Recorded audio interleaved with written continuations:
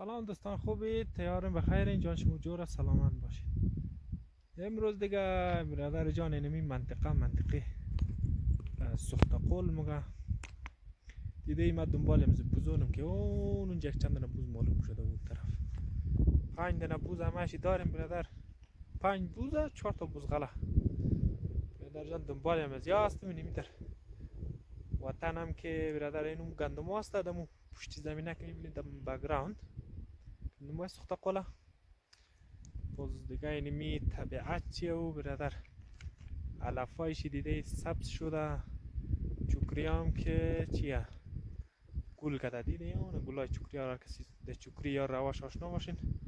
چکری ها چی شده یعنی که از خوردو بعدش ده پیر شده یعنی شاید یک ده 15 روز پیش ده خورده بوده ولی از خوردو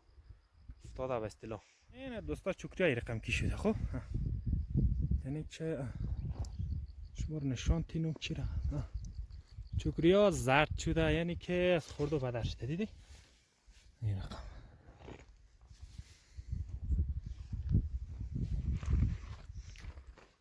منطقه که هست مربوط به ولایت غور است. کسایی که از غور هستین یک از فضاهای ده یک از بسیار منطقه دوردست غور است بسیار هم تو خلاصه دیگه پسمانده ترین جای است دیگه دیگه گندم است و کو است و طبیعت است و همده چیزا دیگه چیزی نیست.